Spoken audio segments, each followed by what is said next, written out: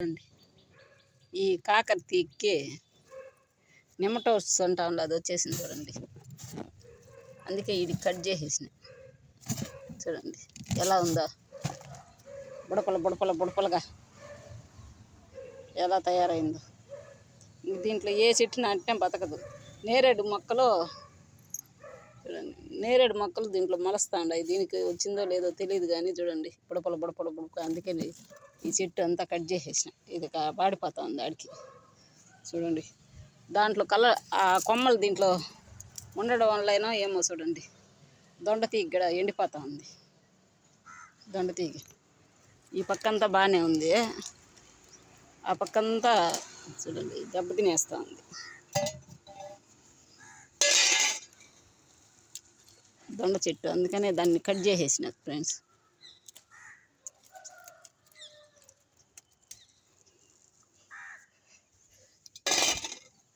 చూడండి దొండకాయలు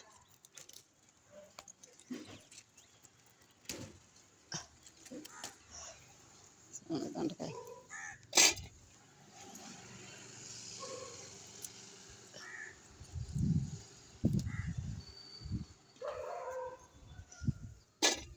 ఈ తీగ అల్లుకోవడం వల్ల ఈ తీగ కూడా దెబ్బతింటా ఉంది అనుకుంటా ఉన్నా నేను.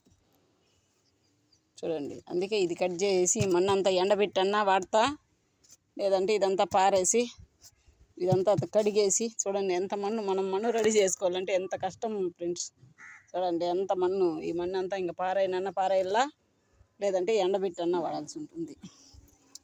అది పరిస్థితి. చూద్దాం ఫ్రెండ్స్ దొండకాయలు ఇంకేమన్నా ఉన్నాయా. ఇవి అయితే పిందులు. దొండ చెట్టు ఈ పక్కంతా వాడిపోతూ ఉంది, ఈ పక్కంతా బాగానే వస్తూ ఉంది. చూడండి ఈ పక్కంతా కూడా పిందులు ఉన్నాయి.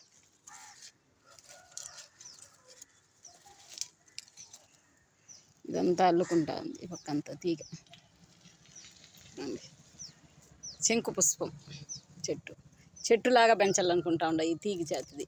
ఇవి కట్టి సపోర్ట్ ఇచ్చి బాగా కట్ చేసేస్తాను చూడండి ఫ్రెండ్స్.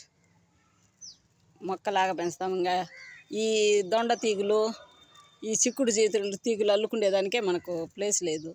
ఇంక ఇది ఎక్కడ అల్లిచ్చేది, అట్లని మొక్కలాగా పెంచేతాము అనేసి దీన్ని అయితే కట్ చేసేసిన ఫ్రెండ్స్. ఇది పరిస్థితి. చూడండి ఈ కాయలు అయితే వచ్చినాయి మనకు. ఇంట్లో ఇంకా కొన్ని ఉన్నాయి, సంత నుంచి తెచ్చిన కాయలు ఉన్నాయి. దాంట్లో కలిపి వీటిని వాడేస్తాం ఫ్రెండ్స్. అంతే. Boy friends.